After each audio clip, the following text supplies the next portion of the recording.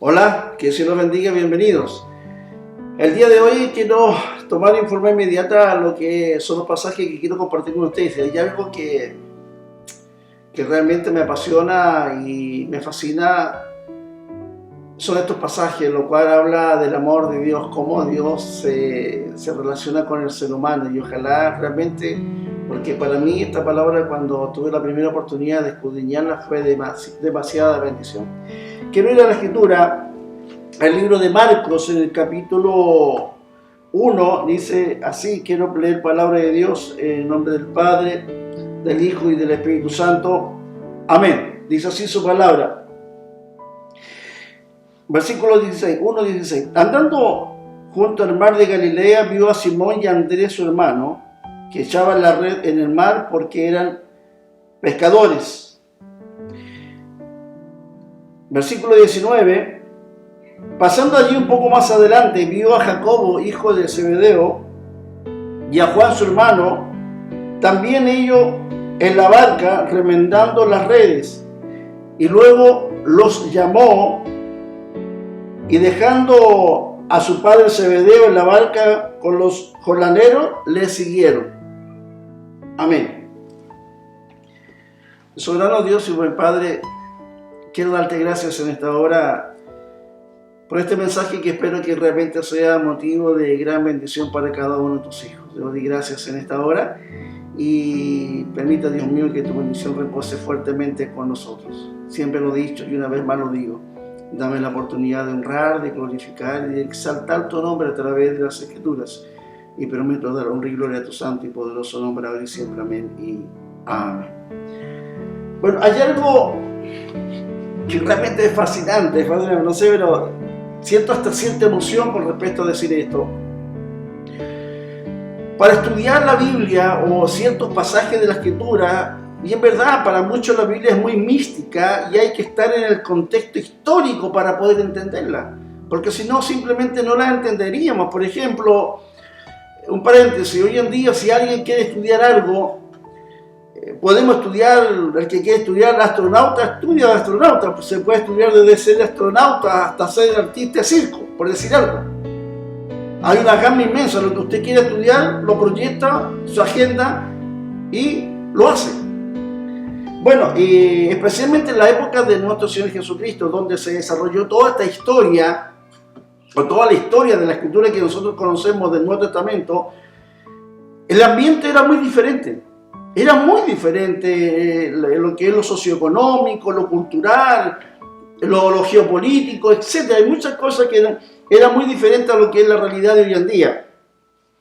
Y había una sola gran profesión. O dos, por decirlo así.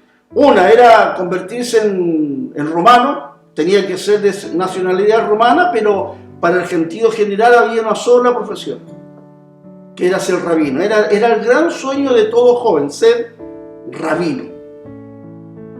Y para eso no era fácil. Había que estudiar prácticamente hasta los 30 años, pero quiero hacer un pequeño paréntesis en esto. La primera escuela o a la primera jornada, los niños entraban de los 6 a los 9 años. Y a eso le llaman el Beth Shammah.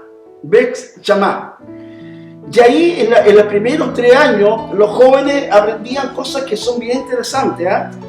Estudiaban todo lo que era lo rico de Dios. Y en este caso el rabino, al primer día de clase tomaba una tablilla y en la tablilla ponía en la punta un poco de miel y lo hacía comerse la miel a los niños para que se les quedara en el chi, en el sentido de sabor con respecto, y le decía lo siguiente: no hay más deleite y algo más sabroso a la boca como es estudiar la palabra de Dios. ¡Wow! Era la primera lección. Y acá los chicos aprendían a conocer un poco lo que era la cultura general. Le enseñaban especialmente hablar sobre las primeras enseñanzas. Empezaron a revelar cosas que eran importantísimas. Y por ejemplo, una de ellas era con respecto a lo que era la genealogía. Y la genealogía ellos aprenden desde muy pequeños, allá en el capítulo 25 de Génesis, aprendieron a entender que la primogenitura era de Jacob y no de Esaú. Y lo leo, dice palabra de Dios, versículo 23 del capítulo 25. Y le respondió Jehová: 2 naciones hay en tu seno, y dos pueblos serán divididos desde sus entrañas. Un pueblo será más fuerte que el otro, el mayor servirá al menor. Ellos de muy joven sabían esos conceptos que yo creo que la gran mayoría muchas veces no saben por qué pasa esto en la vida de los jóvenes que conocen mucha escritura, y de hecho los niños que estudian teología conocen este propósito. Y lo otro que le enseñaban, algo que también yo creo que está entre oculto, está entre líneas, muy místico, el capítulo 26, fíjense esto por favor, escúchenlo con atención, versículo 5. Por cuanto oyó Abraham mi voz y guardó mis preceptos, mis mandamientos, mis estatutos y mis leyes. ¡Ja! ¡Wow! Aún Moisés no nacía. Aquí hay cosas que son realmente interesantísimas con respecto a esto. Bueno, ¿qué quiero decir con esto? ¿Cómo es la temática? ¿Cómo era la temática con respecto a la enseñanza de estos jóvenes? Ellos, cumpliendo los primeros 3 años de estudio, iban a un examen. Y el primer examen era todos los chicos que ya salían egresados, después habían cumplido la primera etapa de los primeros 3 años de enseñanza. Venía un rabino y seleccionaba a los mejores. Y le decía este rabino, en lo cual lo asignaba a alguien mayor, otro rabino, el rabino que seguía le decía: vengan, síganme. Y a los que quedaban, el rabino que había sido de base, le decía: lo siento, no tienen lo suficiente para ser rabino. Por favor, ojalá escriban esto. Vuelvan a casa, sean un buen hijo y aprendan la profesión de su padre. Después venía una segunda etapa para estos chicos que habían pasado o habían sido seleccionados, que en esa etapa prácticamente se llamaba otro sentir del Bet Shammah con respecto a otro nivel, y en ese nivel de alguna forma ellos conocían los libros poéticos, los salmos, los proverbios, libros históricos, todo lo que de alguna forma significaba el significado de cada libro. Conocían el Pentateuco así, pero al revés y al derecho. Ellos eran adiestrados en ese sentido, se conocían de memoria la escritura. Prácticamente estamos hablando de chicos de 6, 9 años. Cuando terminaba ese ciclo de 6 a 9 años, exactamente el mismo examen.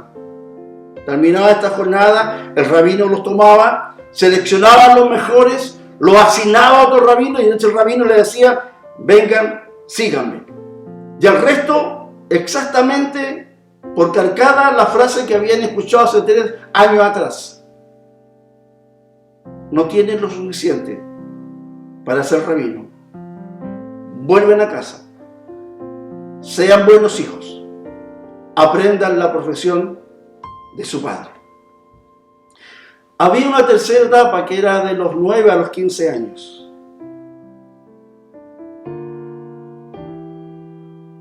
Y esa etapa, de los 12 a los 15 años, y esa etapa era la más compleja, porque ahí tenían que conocerse todos los libros de la Biblia y conocer más aún lo que era el Talmud, que es un segundo libro que tienen los judíos, donde están las tradiciones, las costumbres. Son 1500 páginas, donde están todas las tradiciones orales, que está muy ligado con la enseñanza de ellos.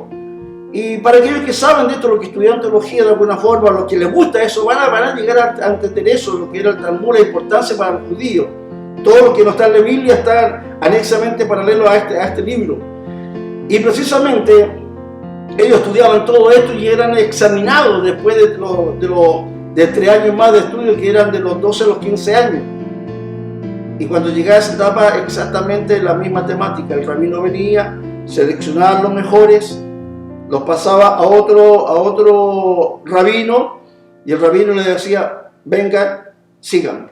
Y al resto, el rabino que había sido tutor durante esos 3 años, le dijo exactamente la misma frase, que ya era casi muy lapidaria a sus oídos. Y una tristeza tremenda en el espíritu. No tienen lo suficiente para ser rabino. Vuelvan a casa. Sean buenos hijos. Aprendan el oficio de su padre. Me hubiese gustado tener mucho más tiempo de esto, porque es preciosísimo explicar detalles. Pero quiero llevarlo nuevamente a la primera lectura, que era acá en Marcos. ¿Se recuerdan? Y precisamente acá Jesús le dice a sus discípulos, en el capítulo 1, déjeme, porque quiero leerlo, porque esto realmente quiero cerrar con esto. Andando Jesús por Galilea, vio a Simón y a Andrés, su hermano, y echaban las redes del mar porque eran pescadores.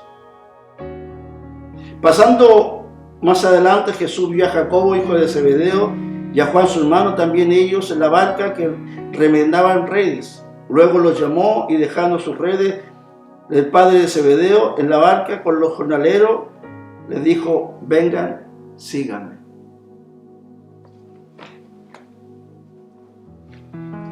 ¿Cuántos de ustedes han visto frustrado en la vida?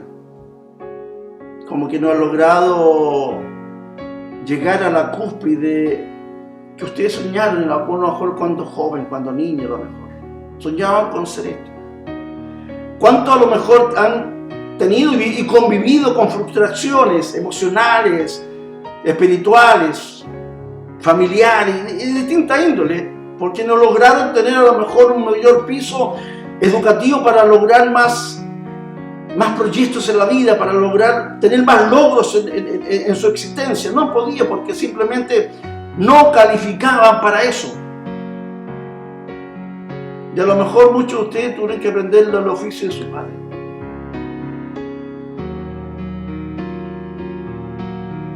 Pero ¿saben lo que hizo Jesús? A ese montón de judíos que a lo mejor eran pescadores, porque todos eran pescadores, el oficio de sus padres. Un día se cruzó en la vida de ellos, los miró a los ojos y les dijo lo siguiente: lo que quiero hacer yo contigo en esta hora. A lo mejor para muchos sistemas tú no funcionas, tú no calificas, tú no eres apto para eso. Pero el Señor te dice en esta hora: para mi propósito, dice el Señor, tú lo cumples. Tú tienes el perfil. Tú eres el hombre indicado, eres la mujer indicado para lo que quiero hacer en este mundo. Escucha esto. Y Jesús le dijo a esos hombres que eran pescadores, hombres considerados del vulgo: ven, síganme, porque para mí sirve. Tú para el Señor sirves. Usted para el Señor sirve. Cualquiera sea la condición, cualquiera sea tu situación que estés pasando. Dios llamó a prostitutas, Dios llamó a pescadores, Dios llamó a hombres que eran inteligentes y otros bastante rudos, rústicos, pero calificaban para el propósito de Dios. No te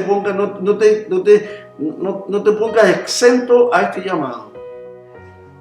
Tú eres parte de este asunto, tú eres parte de este propósito. El Señor vino a rescatar lo que se había perdido. Y esa persona, hijo, eres tú. El Señor te dice en esta hora: ven, sígueme, porque te haré pescador de hombres. Aleluya. Que Dios te bendiga. Un abrazo para ti, y realmente me hubiese gustado tener más tiempo. Muchas bendiciones.